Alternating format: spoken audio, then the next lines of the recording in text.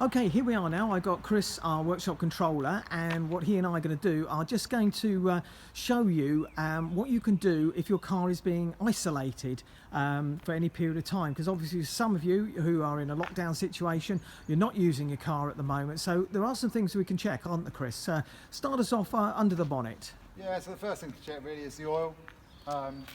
What I'd do is actually just pull the dipstick out, give it a wipe beforehand so it's nice and clean. So you can see no oil on that. Give it a good dip in, make sure the stick's obviously located correctly, and then just check the oil level. This car's spot on. Well, Chris, why would we want to be checking the oil if we're not using the car? Well, oil is very, very important to lubricating the inside of the engine. It could be a while before the engine started again, so it needs to make sure that the oil level is at the correct level, not low. So on that initial startup, it's got enough oil to get around the engine quick enough to stop it doing any damage. One thing I will say is a lot of modern cars don't have dipsticks, so you will have to check this on your dash. Your handbook or YouTube will normally tell you how to do that as well. Okay, that's a good one, Chris. Tyres would be another thing people would be concerned about, being left for a period of time, not used. So tyres, I wouldn't overinflate tyres, they can do too much damage. So just leaving the tyre pressures where they should be, like the manufacturer's settings.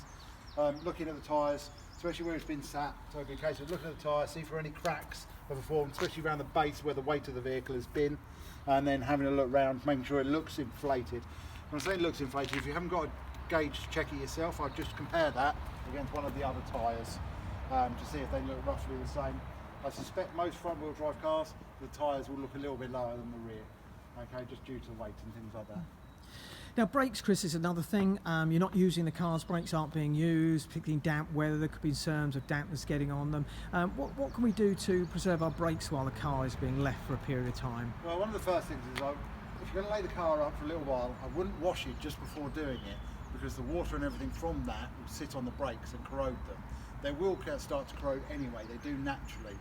Brake discs have very little anti-corrosion in there due to the way they work. Okay, so it's just a case of just having a visual look. They will corrode a bit, but as long as it's not heavily pitted, I think you'll be fine, there won't be any issues. Handbrake, sometimes by leaving a handbrake on for a period of time, it can cause the brakes to stick on. What would your advice be with to leave the handbrake on or off? Well, personally I'd leave it off if you're going to lay it out for a while. Leave the handbrake off, obviously put the vehicle in gear if it's manual, in park if it's automatic, and if you can find any stones, bricks, chops, chop probably the rear wheel as well, just for extra safety. It will stop anything sticking at a later date when you go to use the car again. The other main cause of concern would be, of course, batteries going flat, Chris. Is there anything we can do to prevent that from happening? Yeah, make sure your interior lights are off when you lock the car up. Again, a lot of them have an auto delay these days, so when you lock the car, the interior light will stay on for 10 seconds. So it's a case of just locking the car up, waiting your 10 seconds, just have a look through the window, make sure the interior light has actually gone out, and make sure that's gone off. Obviously on some vehicles, you can actually turn them off manually, so it may be worth doing that as well. Would you suggest starting the car up, say, once a week, twice a week? What would your advice be on that? I think once a week would be fine, but if you are going to start it, it would be a case of just letting it run for about 15 to 20 minutes. This allows the vehicle to get up to temperature, gets all the oil working around the engine that it should do, and also gives the chance for the alternator, which is the bit that charges the battery on the vehicle, to work and actually get up and charge the battery correctly. Okay. And lastly, Chris, when you finally get to be able to use the car again, for those that have been having to have it standing for some time, just some advice on starting the car up for the first time and using it? Okay, again, start out, but before driving it, let it run for about a minute or so. Just again, let some warmth get into the car. It hasn't been used for a while. Obviously, if you have chopped the rear wheels or put bricks, remove them, otherwise you're not going anywhere. And then be aware that the car's obviously not driven for a few weeks, so the brakes may be noisy.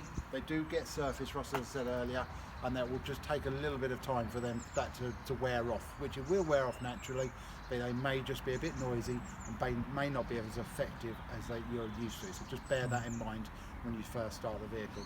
Obviously, just look for any warning lights that pop up on the dash. Things may have pop-up brakes, warning lights and things like that, but just pay attention to any of that sort of stuff as well. Okay.